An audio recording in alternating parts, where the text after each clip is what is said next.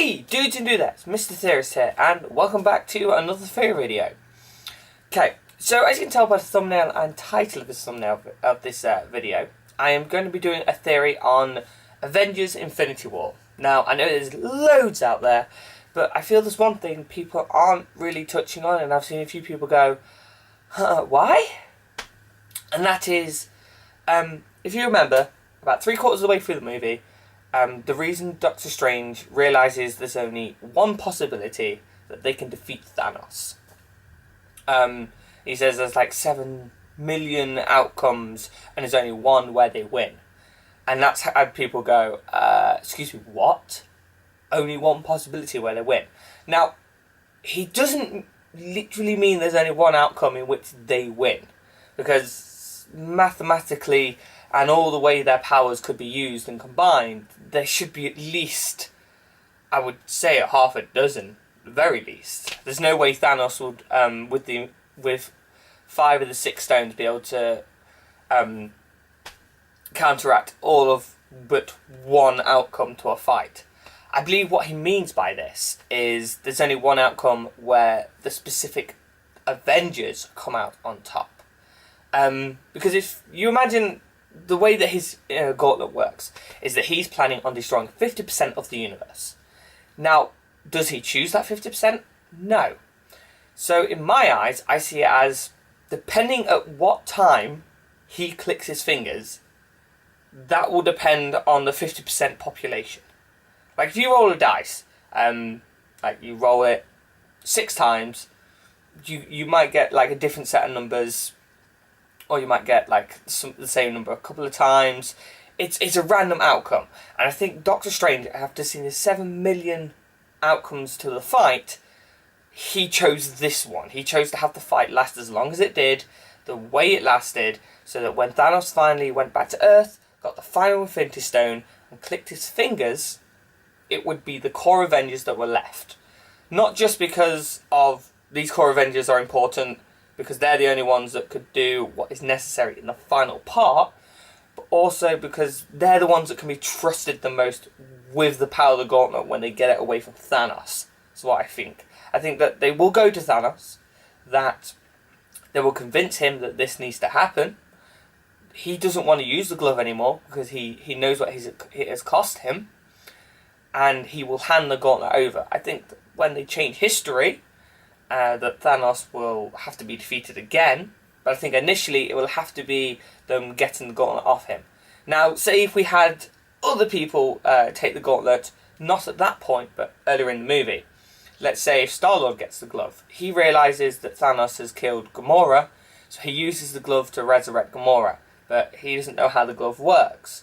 So he could then be corrupted by having this immense amount of power, become a bigger threat, and the fact that he is part celestial could mean big issues. Or say if anyone else got hold of the glove, if they were to chop his hand off like people jokingly say they could do, like Doctor Strange could create a portal, have Thanos' hand go through the portal, shut the portal, his hand comes off, they've beaten him.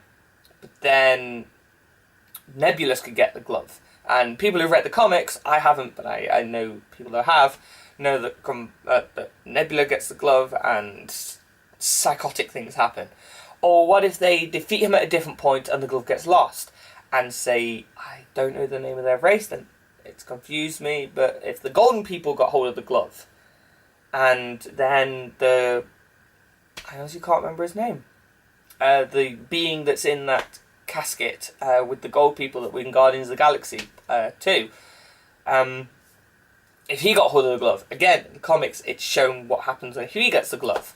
So I think that Doctor Strange, very deliberately, he knew deep down in his heart that the fight had to last as long as it did. So the specific outcome happened because the percentage changed depending on the length of time a fight took place. So he needs the core Avengers because the core Avengers can be trusted the most. They've been at this the longest. They are the most humble. They're the ones that are least likely to use the glove for their own personal gain, apart from Thor. But Thor is a god and Thor has learnt. So he knows himself that he really shouldn't mess with this. And also you've got characters like Ant-Man who will help them use the quantum realm, because everybody basically knows by now the quantum realm is how they're going to do it. Because Wasp's mother, I can't remember her name for the life of me in Ant-Man and the Wasp movie, says, be careful of the time vortexes. Now, they don't just drop that. That's clearly how they're going to try and travel. They're going to go down to the quantum realm. All the core Avengers are using Ant-Man's tech. They're going to go into the time vortex, which is going to throw them into the past. And they're going to stop Thanos that way. But because they are the only ones that can be truly trusted, the stones and everything, yeah. I know I said earlier that they could use Thanos for the stones, but I think that's might be a thing that they're going to basically use future Thanos that we saw at the end of the movie to convince maybe past Thanos, or maybe past Thanos will kill Thanos. I definitely think that there's going to be something to do with Thanos, but I think the core reason they've all survived is because they're the only ones that we trusted with the power of the gauntlet. And yeah, that's what I think, guys.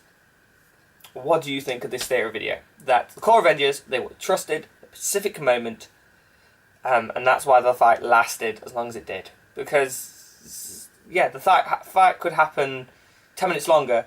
Thanos clicks his fingers, boom, core Avengers are wiped out. We're left with a bunch of our B team who haven't been at this as long. There might be some infighting. Some of them might decide that they want to do certain things with the glove.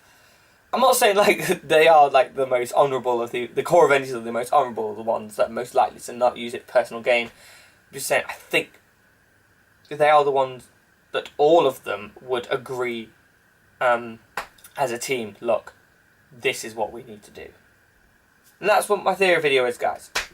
I hope you have enjoyed this theory video. A little bit rambly at the same time. I think this is something no one's really touched upon.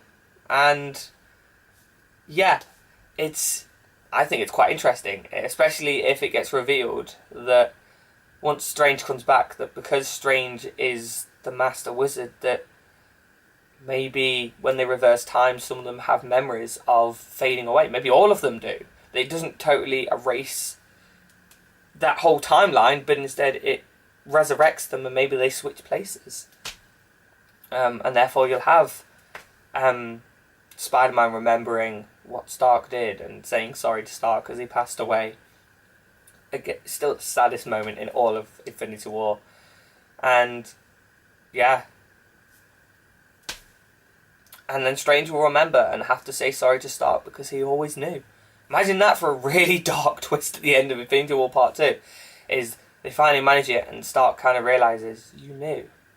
You knew that it had to be us.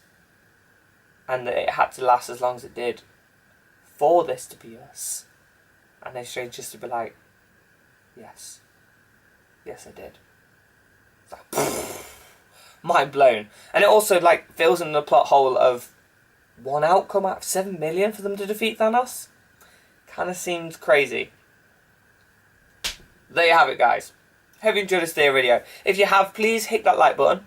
Leave a comment. Tell me what you think. Tell me your theories on how you think Infinity War Part 2 will play out. If you guys want me to do like a full-on how I think the entire Part 2 will go, let me know in the comments and I'll do a video on that. I will. And if you haven't already, guys, please subscribe to this channel. And if you have, bring a friend and get them to subscribe too. Until next video, guys, I will catch you later. Bye!